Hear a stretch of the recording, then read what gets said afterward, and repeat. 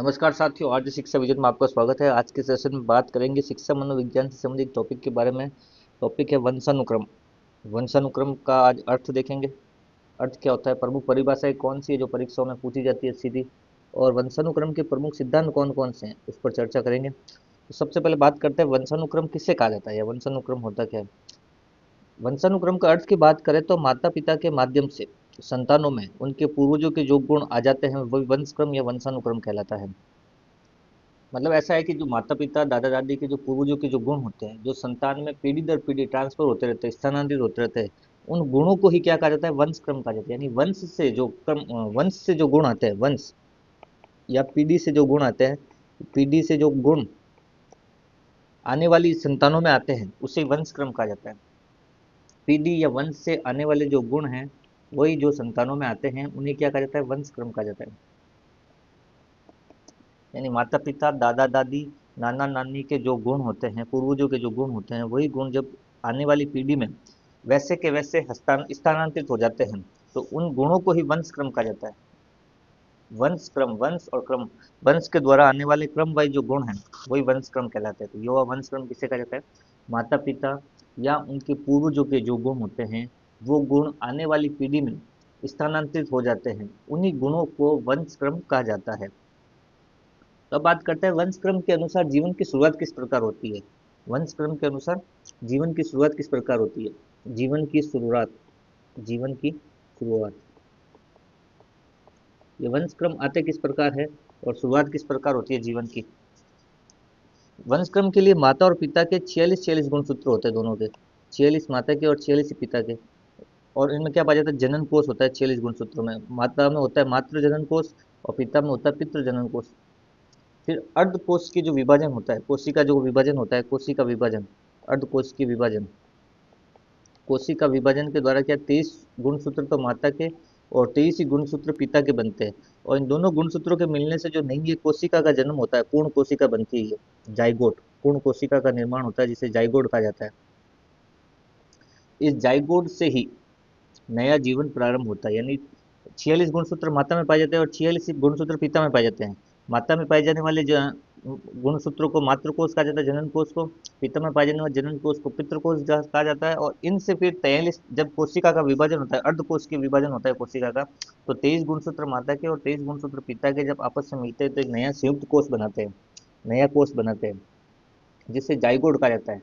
यही जाइगोट जो है आगे चल के नया जीवन, नए नए बच्चे के रूप में आगे बढ़ता है, जिसे पूर्ण कोशिका भी कहा जाता है, जाइगोट भी कहा जाता है। इसका आकार जो होता है वो होता है सुई की नोक का। आकार कैसा होता है इसका, सुई की नोक के बराबर, सुई की नोक के बराबर इसका आकार होता है। तो नए जीवन की शुरुआत कैसे होती है वंशक्रम के अनुसार, माता और पिता के 23 गुणसूत्र जब आपस में मिलते हैं अर्धकोशिका विभाजन के द्वारा तो एक नई कोशिका का जन्म होता है जिसे जाइगोट कहा जाता है। इस जाइगोट के द्वारा ही नए जीवन की या नए गुण की शुरुआत होती है। इसे संयुक्त कोष भी कहा जाता है। पूर्ण कोशिका होती है जाइगोट और इसका आकार जो होता है वो सुई की नोक के बराबर होता है और यही से नई जीवन की शुरुआत होती है। तो वंश क्रम का अर्थ क्या हुआ, माता पिता या पूर्वजों के माध्यम से जो गुण आने वाली पीढ़ी में स्थानांतरित होते हैं उन्हीं गुणों को वंश क्रम कहा जाता है। और वंश क्रम के द्वारा जीवन की शुरुआत कैसे होती है, 23 गुणसूत्र माता और 23 गुणसूत्र पिता के जब मिलते हैं अर्धकोशिका विभाजन के द्वारा तो जो नई कोशिका का जो जन्म होता है वो होती है जाइगोट। और इसी जाइगोट के द्वारा ही नए जीवन की क्या होती है, शुरुआत होती है। और जाइगोट के आकार की बात करें कि तो सुई के नोक के समान इसके आकार होता है। तो ये हो गया वंश क्रम का अर्थ और नए जीवन की शुरुआत। अब देखते हैं वंश क्रम से संबंधित कुछ प्रमुख परिभाषाएं कौन कौन सी है जो सीधी परीक्षाओं में पूछी जाती है। पहली परिभाषा आती है वुडवर्थ की, जो परीक्षा में सीधी पूछी जा सकती है। वुडवर्थ ने कहा है, एक बालक में जन्म के 9 महीने पूर्व गर्भ धारण के समय जो गुण मौजूद होते हैं उसे वंश क्रम कहा जाता है। वुडवर्थ ने वंश क्रम के बारे में क्या बताया, वुडवर्थ ने बताया है कि जन्म से पूर्व यानी गर्भ धारण जब होता है, जाइगोट का जब निर्माण होता है उस समय जब बालक में जो गुण मौजूद होते हैं वही वंश क्रम कहलाते हैं। यानी गर्भ धारण के समय जब बालक 9 महीने पूर्व जब गर्भ धारण का समय होता है उस समय बालक में जो गुण मौजूद होते हैं उस समय वही वंश क्रम कहलाते हैं। तो वुडवर्थ के अनुसार जो वंश क्रम की परिभाषा है वो क्या है, जन्म के पूर्व 9 महीने पूर्व गर्भ धारण के समय जो गुण पाए जाते हैं या गुण जो मौजूद होते हैं वही क्या कहलाता है, वंश क्रम। तो वुडवर्ड के अनुसार कौन सा होगी परिभाषा, क्या हो गई, वंश क्रम बराबर 9 महीने पूर्व गर्भ धारण के समय जो बच्चे में गुण पाए जाते हैं वही मौजूद गुण क्या कहलाते हैं, वंश क्रम कहलाते हैं। डिक मेयर ने क्या कहा है? डिक मेयर ने कहा है वह जन्मजात विशेषताएं जो बालक के जन्म के समय पाई जाती है। वुडवर्थ ने तो क्या बताया, जन्म के पूर्व यानी गर्भ धारण के समय। वुडवर्थ के अनुसार परिभाषा क्या है वंशक्रम की? जन्म के पूर्व गर्भ धारण के समय। जबकि डिक मेयर क्या कहता है, जन्म के समय जो विशेषता पाई जाती है, जन्म के समय जो विशेषताएं पाई जाती है वो क्या कहलाती है? वंशक्रम कहलाती है। तो डिक मेयर की परिभाषा में जन्म के समय की बात की जा रही है, और वुडवर्ड के समय बात की जा रही है जन्म के पूर्व यानी गर्भ धारण के समय की। आगे बात करते हैं रूथ। रूथ के अनुसार क्या है? रूथ के अनुसार वंशानुक्रम माता पिता से संतान को प्राप्त होने वाले गुणों का नाम है। रूथ की परिभाषा क्या कहती है? रूथ की परिभाषा कहती है कि वंशक्रम वो है जो माता पिता के द्वारा संतान को जो गुण प्राप्त होते हैं वही वंशानुक्रम है। यानी माता पिता से जो गुण बच्चों में आते हैं उन्हें क्या कहा जाता है? वंशक्रम कहा जाता है। तो माता पिता और संतान में जो गुणों की बात करें तो वो परिभाषा किसकी? रूथ की। वुडवर्थ ने क्या कहा है? जन्म के पूर्व 9 माह, जन्म के पूर्व 9 माह गर्भ धारण के समय जो गुण होते हैं वो होते हैं, जन्म के पूर्व जो गुण होते हैं वो होते हैं वंशानुक्रम। ये वुडवर्थ ने कहा है। जन्म के समय जो गुण मौजूद होते हैं वो होते हैं वंशानुक्रम, डिक मेयर ने कहा है। और माता पिता से जो संतान में गुण आते हैं वो वंशक्रम होते हैं, ये किसने कहा है? रूथ ने कहा है। पीटरसन क्या कहते हैं? पीटरसन कहते हैं कि व्यक्ति को माता पिता और पूर्व से प्राप्त जो प्रभाव प्राप्त होता है वही वंशानुक्रम है। बात वही है जो रूथ वाली है। रूथ ने यहाँ गुणों की बात की और पीटरसन ने क्या कहा? प्रभाव की बात की है। जो प्रभाव प्राप्त होते हैं वही क्या है? वंशक्रम, माता पिता और पूर्वजों से। तो वापस देखिए, 4 परिभाषा हो गई, मोस्ट इंपोर्टेंट परिभाषा है। वुडवर्ड के अनुसार क्या हो गया? गर्भ धारण के समय जो गुण होते हैं वो वंशक्रम है। डिक मेयर के अनुसार जन्म के समय जो गुण होते हैं वो वंशक्रम है। रूथ के अनुसार माता पिता से जो गुण प्राप्त होते हैं वो वंशक्रम है। और पीटर के अनुसार माता पिता और पूर्वज के जो प्रभाव हैं जो बालक में दिखाई देते हैं वो वंशक्रम है। तो ये थी 4 प्रमुख परिभाषाएं वंशक्रम से संबंधित। अब बात करते हैं वंशक्रम से संबंधित कुछ प्रमुख सिद्धांतों के बारे में। वंशक्रम के जो प्रमुख सिद्धांत, उसमें से पहला सिद्धांत है बीज कोष का सिद्धांत। दूसरा प्रमुख जो सिद्धांत है वो है समानता का सिद्धांत। तीसरा बीज वंशानुक्रम का सिद्धांत है वह असमानता का सिद्धांत। चौथा है अर्जित गुणों के संक्रमण का सिद्धांत। पांचवा है वर्ण संकरता का सिद्धांत। और छठा है प्रत्यागमन का सिद्धांत। तो वंशानुक्रम से संबंधित प्रमुख 6 सिद्धांत हैं। बीज कोष का सिद्धांत, समानता का सिद्धांत, असमानता का सिद्धांत, अर्जित गुणों के संक्रमण का सिद्धांत, वर्ण संकरता का सिद्धांत और प्रत्यागमन का सिद्धांत। तो सबसे पहले बात करते हैं बीज कोष के सिद्धांत के बारे में। बीज कोष का सिद्धांत क्या था? बीज कोष के सिद्धांत की बात करें तो बीज कोष का जो सिद्धांत है वो दिया था बिजमैन ने। दिया किसने? बिजमैन ने।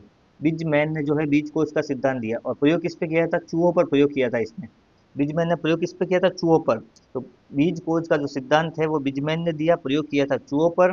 और क्या बताया था? बीज कोष पीढ़ी दर पीढ़ी चलता है और बीज कोष नष्ट नहीं होता।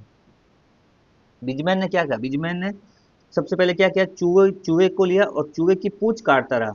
कई पीढ़ियों तक ये प्रयोग किया उसने, लेकिन एक भी पीढ़ी में बिना पूंछ वाला चूहा पैदा नहीं हुआ।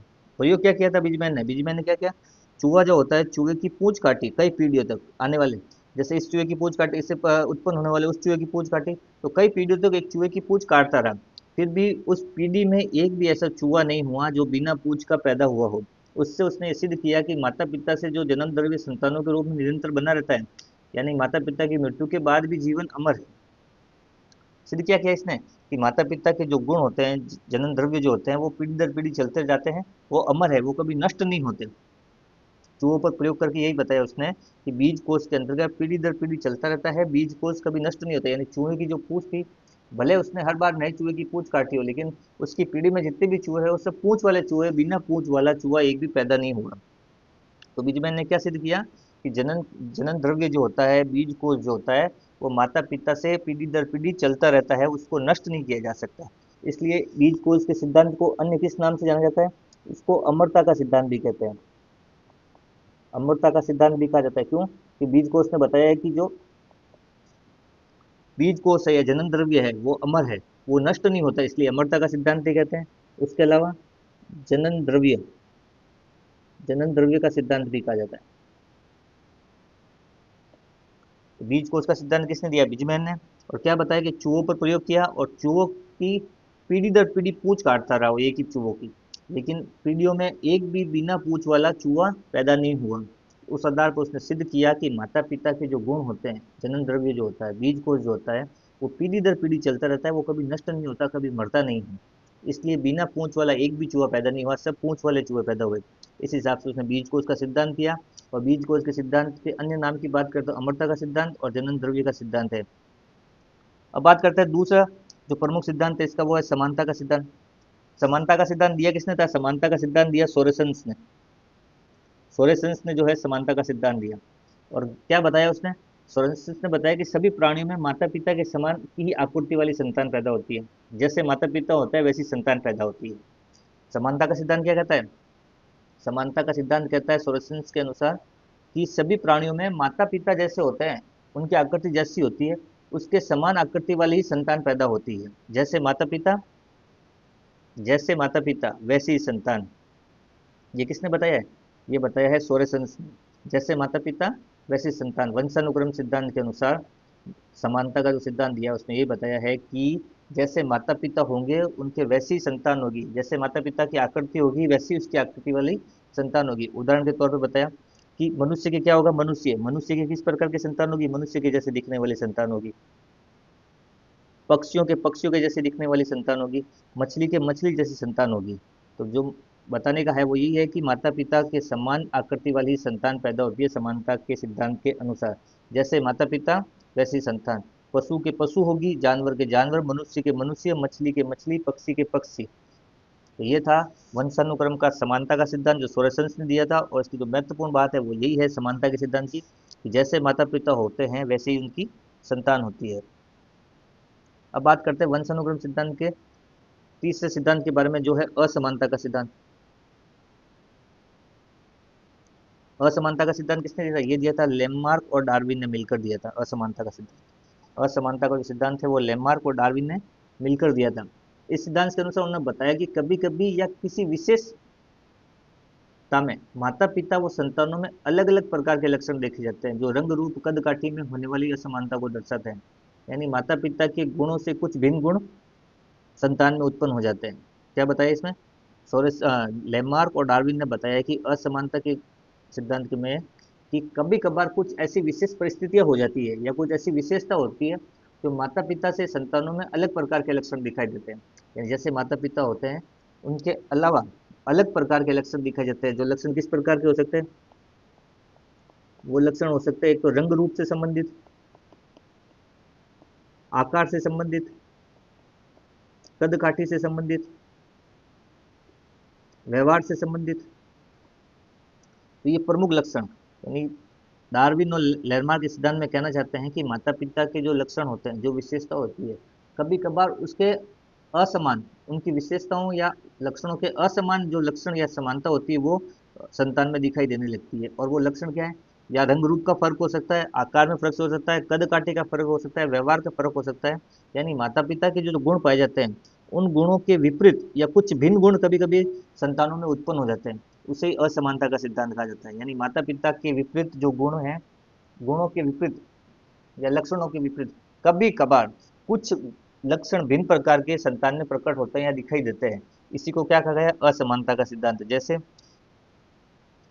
जैसे कि लंबे जो होते हैं माता पिता, उनके बौनी संतान का हो जाना, लंबे माता पिता के बौनी संतान का हो जाना, गोरे माता पिता के लिए काली संतान का हो जाना, या काले माता पिता के लिए गोरी संतान का हो जाना, या वातावरण के अनुसार संतान का रूप रंग बदल जाना। तो इस प्रकार के जो गुण होते हैं असमानता के गुणों के अंतर्गत आते हैं, असमानता के सिद्धांत के अंतर्गत आते हैं। तो लेमार्क और डार्विन ने क्या बताया कि माता पिता के गुणों से कुछ भिन्न गुण जो हैं संतान में स्थानांतरित हो जाते हैं या संतान में प्रकट हो जाते हैं या दिखाई देने लगते हैं। इन्हीं असमान या भिन्न गुणों को ही असमानता के सिद्धांत के अंतर्गत रखा गया है। और ये जो लक्षण है या ये विशेषता है कौन कौन सी होती है? रंग रूप से संबंधित हो सकती है, कद काठी से संबंधित हो सकती है, आकार से संबंधित हो सकती है, व्यवहार से संबंधित हो सकती है। जैसे किसी लंबे माता पिता के लिए बौने बौने संतान का हो जाना, या बौने संतान के लिए बौने माता पिता के लिए लंबी संतान का हो जाना, गोरे माता पिता के यहाँ काली संतान का हो जाना, या काले माता पिता के यहाँ गोरी संतान का हो जाना। तो ये कुछ जो है असमानता के सिद्धांतों के प्रमुख लक्षण है। अब बात करते हैं वंशानुक्रम के अगले सिद्धांत के बारे में। अगला सिद्धांत है वो है अर्जित गुणों के संक्रमण का सिद्धांत। अर्जित गुणों के संक्रमण का सिद्धांत, ये सिद्धांत दिया था लेमार्क ने। और प्रयोग किस पर किया था? जिराफ की गर्दन पर किया था। प्रयोग किस पर किया था? जिराफ पर किया था। अर्जित गुणों के संक्रमण का सिद्धांत दिया था लेमार्क ने, और इन्होंने प्रयोग किया था जिराफ की गर्दन पर। और क्या बताया था उन्होंने? इन्होंने बताया था माता पिता द्वारा अपने जीवन काल में जो गुण अर्जित किए जाते हैं वो गुण आने वाली संतानों में स्थानांतरित होते जाते हैं। लेमार्क ने क्या बताया था? लेमार्क ने बताया था कि माता पिता द्वारा अपने जीवन काल में, यानी माता पिता के द्वारा अपने जीवन के समय, अपने समय में जो गुण अर्जित किए जाते हैं, वो गुण आने वाली पीढ़ियों में स्थानांतरित हो जाता है। यानी माता पिता के द्वारा जो गुण अर्जित किया जाता है अपने समय में, वही गुण आने वाली पीढ़ियों में क्या हो जाता है? स्थानांतरित हो जाता है, या आने वाली पीढ़ियों में दिखाई देने लगते हैं। इसके लिए उन्होंने किस पर प्रयोग किया था? इसको समझाने के लिए जिराफ की गर्दन पर प्रयोग किया था। और जिराफ की गर्दन के द्वारा क्या बताया था कि समय के हिसाब से जिराफ की गर्दन क्या हो गई? पहले जिराफ की गर्दन लंबी नहीं थी। अपने भोजन के लिए जिराफ को, जब सामान्य स्थिति थी तो जिराफ की गर्दन नॉर्मल हुआ करती थी अन्य जानवरों की तरह। जब वो नीचे के जो होता था घास वगैरह वो खाता था, लेकिन जैसे जैसे परिस्थिति बदली, भोजन की तलाश में उसको अपने गर्दन को ऊपर कर करके भोजन प्राप्त करता पड़ा, और इससे बढ़ती हुई गर्दन इसकी क्या हुई? बढ़ती गई जिराफ की गर्दन। और ये बढ़ती हुई गर्दन वर्तमान में होने वाले हर जिराफ में बड़ी हुई आ रही है, लंबी गर्दन आ रही है। पहले जिराफ की गर्दन लंबी नहीं होती थी। परिस्थिति और समय के अनुसार इनकी गर्दन में बदलाव होता रहा, और ये आने वाली पीढ़ियों में भी स्थानांतरित होता। अब आने वाली जो पीढ़ी है जिराफ की, उन सब में क्या है? लंबी गर्दन पाई जाती है। तो अर्जित गुणों के संक्रमण का सिद्धांत क्या कहता है? कि माता पिता अपने जीवन में जो गुण अर्जित करते हैं या जो गुण प्राप्त करते हैं, वो गुण आने वाली संतान में क्या होते हैं? स्थानांतरित होते रहते हैं। यह था अर्जित गुणों के संक्रमण का सिद्धांत, जो लेमार्क के द्वारा दिया जाता, और इन्होंने प्रयोग किया था जिराफ की गर्दन पर। समय के अनुसार जिराफ की गर्दन की जो लंबाई बढ़ी है, उस पर उन्होंने प्रयोग किया था। अगला सिद्धांत देखिए। अगला सिद्धांत है वंश संकरता का सिद्धांत। ये सिद्धांत दिया था वंशानुक्रम में मेंडल के द्वारा। मेंडल का जो सिद्धांत दिया हुआ है, उसके अनुसार वंश संकरता का सिद्धांत वंशानुक्रम के अंतर्गत आता है। इसमें क्या बताया था? मटर के पौधे पर प्रयोग किया था। किस पर प्रयोग किया था? मटर के पौधे पर प्रयोग किया था वंश संकरता के सिद्धांत में मेंडल ने। और क्या बताया था मेंडल ने? प्रत्येक प्राणी में हर तीसरी पीढ़ी में आते आते उसके जन्मजात जो मौलिक गुण होते हैं वो वापस प्रकट हो जाते हैं। प्रत्येक तीसरी पीढ़ी में जन्मजात जो मौलिक गुण होते हैं वो वापस प्रकट हो जाते हैं। मेंडल ने इस वंश संकरता सिद्धांत के अनुसार बताने का प्रयास किया है कि प्रत्येक तीसरी पीढ़ी में प्रत्येक तीसरी पीढ़ी में जो गुण है, पहली पीढ़ी में जो गुण थे वो तीसरी पीढ़ी में क्या होता है? प्रकट होता है। यानी दादा दादी के जो गुण होते हैं, नाना नानी के जो गुण होते हैं, वो उनके पोते और नातिन में क्या होते हैं? प्रकट होते हैं। यानी जो पूर्वजों के जो गुण होते हैं, हर तीसरी पीढ़ी में जो है वो प्रकट होते हैं, वो उसमें प्रकट होते हैं या उसमें दिखाई देने लगते हैं। तो हर तीसरी पीढ़ी में जन्मजात जो मौलिक गुण होते हैं वो दिखाई देने लगते हैं। इसी के हिसाब से उन्होंने क्या बताया था कि नानी के गुण किसमें दिखाई देने लगते हैं? नातिन में। और दादा के गुण किसमें दिखाई देने लगते हैं? पोते में। प्रयोग के द्वारा क्या बताया था कि नानी के गुण नातिन में, और दादा के गुण पोते में दिखाई देने लगते हैं, मौलिक गुण। वंश संकरता के नियम के द्वारा मेंडल ने मटर के पौधे पर प्रयोग किया, और उसके आधार पर उन्होंने बताया कि हर तीसरी पीढ़ी में वो गुण वापस रिपीट होते हैं। जो पहली पीढ़ी में पाए गए तो हर तीसरी पीढ़ी में रिपीट होते हैं। उसके आधार पर उसने बताया था कि नानी के गुण हमेशा नातिन में दिखाई देते हैं, और दादा के गुण जो है पोते में दिखाई देते हैं। यह था वंश संकरता का नियम जो मेडल ने दिया था। और मेडल ने अपने नियम में बताया कि हर तीसरी पीढ़ी में जो गुण होते हैं ना, वो स्थानांतरित होते हैं, प्रकट होते हैं, दिखाई देते हैं। इसी को कहा गया है वंश संकरता का नियम। इसके लिए उन्होंने दादी और नानी पर प्रयोग करके बताया था कि नानी के गुण नातिन में दिखाई देते हैं, और दादा के जो मौलिक गुण होते हैं वो उसके पोते में दिखाई देते हैं। एक और नियम है वंशानुक्रम से संबंधित, वो है प्रत्यागमन का सिद्धांत। प्रत्यागमन का सिद्धांत क्या कहता है? कभी कभी शारीरिक और मानसिक विशेषताओं में या फिर व्यवहार में संतानें माता पिता से ठीक विपरीत प्रकार के लक्षण प्रकट करती है। प्रत्यागमन का सिद्धांत क्या कहता है? प्रत्यागमन का सिद्धांत कहता है कि कभी कभार कुछ ऐसी शारीरिक और मानसिक विशेषताएं हो जाती है जो व्यवहार में संतानों में माता पिता से ठीक विपरीत पाई जाती है। यानी माता पिता में जो लक्षण होते हैं, जो गुण होते हैं, वो विशेषताएं होती है, जो शारीरिक विशेषता होती है, जो मानसिक विशेषता होती है, उसके विपरीत कभी कभार विशेष परिस्थितियों में वो जो गुण है संतान में नहीं पाए जाते, उसके विपरीत जो पाए जाते हैं। जैसे माता पिता अगर सरल स्वभाव के होते हैं तो पुत्र जो आने वाली जो संतान होती है उग्र स्वभाव की होती है कभी कभार।